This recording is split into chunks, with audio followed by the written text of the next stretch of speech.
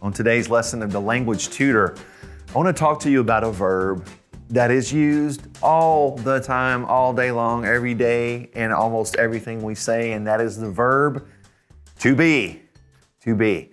Now, in English, we have the luxury of only having one form of to be, and it is to be. And think about this. What are the conjugations, or the different forms of to be in English? Well, if I say, one day I want to be a Spanish teacher. Well, a form of that, if I'm going to use it with those pronouns like I and you and we and they, well, we have to change it. We don't say I to be, right? So we have to change it. And in English, we say I am. And we say you are. And we say she is. And they are. And we are. And you, plural, are. So the forms of to be in the present tense are is, am, and are. Now think about how many times a day we say is, am, and are all the time, right? So think about how common this is going to be in your speaking, in your conversation in Spanish. You're going to be using this all the time. So it's really good to go ahead and get to know this verb. Here's the problem, friends. There are two ways to say to be in Spanish. It's a little bit more challenging, not a big deal though. You're going to have it down before you know it. So today, I want to talk to you about the first one, okay? And that is the verb ser, S-E-R, ser. Now, ser literally means to be, okay? So if I was going to say in Spanish, that sentence I used a while ago, one day I want to be a Spanish teacher, I would say ser for to be, because that's exactly what it means, okay? Now, the issue is that when we're going to use it with I or you or he or she, just like English, we can't leave it ser. All right, now remember those pronouns we learned? Yo, tú, él, ella, usted, nosotros, vosotros, ellos, ellas, ustedes. Well, we can't just bring ser and use it with those pronouns. We can't say yo ser, because that would mean, same thing in English, I to be. It doesn't make sense, does it? So just like in English, when we change to be to am, we're going to change ser also. So here we go. I'm going to put up the chart. Remember the chart we learned, and we were talking about how important it was to put the pronouns on that chart and to learn where the yo is and learn where the tú is and what that means, and the él, ella, and usted. And I said, usted also means you. And you remember what I was talking about? Hey, why doesn't it go up here with tú? They mean the same thing. And I said, no, you got to put it down here because they use all the same stuff.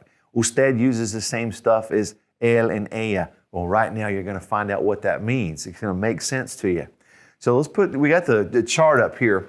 I'm going to put the forms of ser on this chart for you. And I want you to see the different forms. These are the is, the am, and the ares of the verb ser. All right? So first of all, up here in the top left of the chart, we're going to put this word, soy. Soy, S-O-Y. Now think about this. This is where we start going. I'm going to use my visual organizer. I've got the chart. It's imprinted in my mind. I know that yo is up here. Soy is also up here on the chart. So soy goes with yo. So what do you think soy might mean? If we know it's an is, an am, or an are, it's one of those. You got it. It means I am. Okay? So the way we say I am is yo soy. Now here's the interesting thing about Spanish. You don't even have to say yo. You can just say soy. All right? You can say yo soy. People do it all the time. Or you can just say soy. Either one. But I am is soy. Now let's move down to the middle left.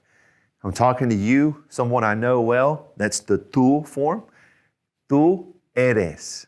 Eres. E-R-E-S. That means you are.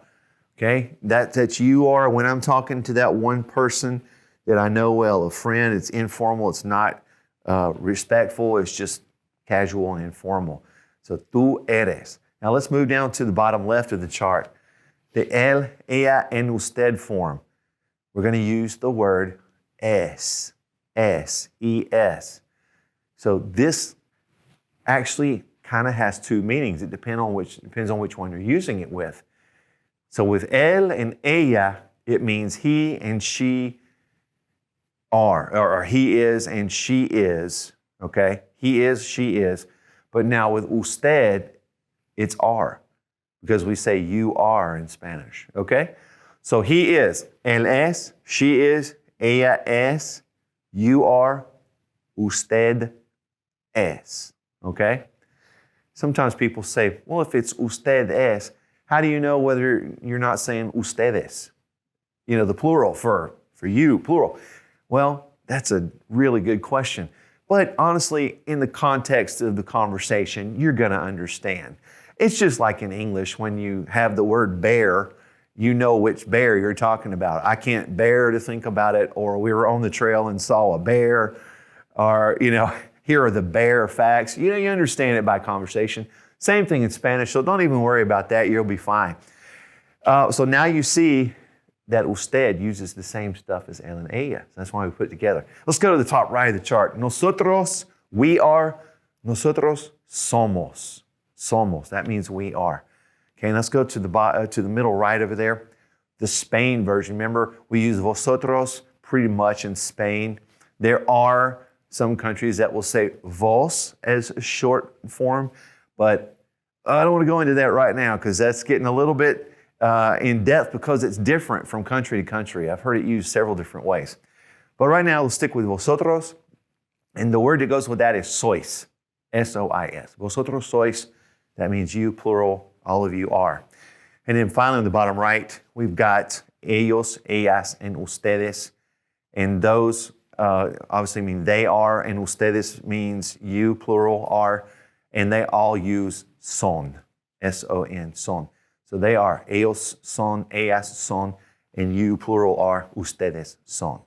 Okay, now I want you to be working on those. Think about, just you're driving down the road, quiz yourself. How do I say I am? Yo soy. How do you say she is? Ella es. Just be thinking about those and getting them in your mind. But now, before we end today's lesson, I want to talk to you about when we use ser, because this is really important. Later on in a future lesson, I'm going to talk to you about the other form of to be. And I want you to have this one down nice and solid first so that you don't have to struggle with that and the other one later. You already know this one pretty solid, and all you got to do is kind of bring the other one in. It's not going to be hard, don't worry. So I want to put this word up here on the screen, Poppin, P-O-P-I-N. Poppin is something, and there are lots of different ways, but this is one that I use to teach my students when we use the verb ser. Poppin stands for permanent condition, occupation, place of origin, identification, and nationality. Now, I'm going to give you just an overview thought that I want you to keep in your head. Ser really is talking about who we are as people, our beings, who we are, our identification, right? And we don't really use this in temporary ways, like being sick or something. This is more of who we are as people. So permanent condition was the first P. That might be, I'm tall, or she is short. Now, a lot of times my students want to go, well, what if that person's short, but later they're going to grow up and they're going to be tall, and we start reading into it. You can't do that. Okay, so permanent condition, whether it's tall, short, skinny, whatever the case may be, that's who you are as a person at that time, and that's going to be said. All right, so O stands for occupation. Obviously, that's your job. Anytime you're going to say doctor, lawyer, teacher, you're going to use ser to say that. So yo soy profesor de español. Now, notice I did not say I am a teacher.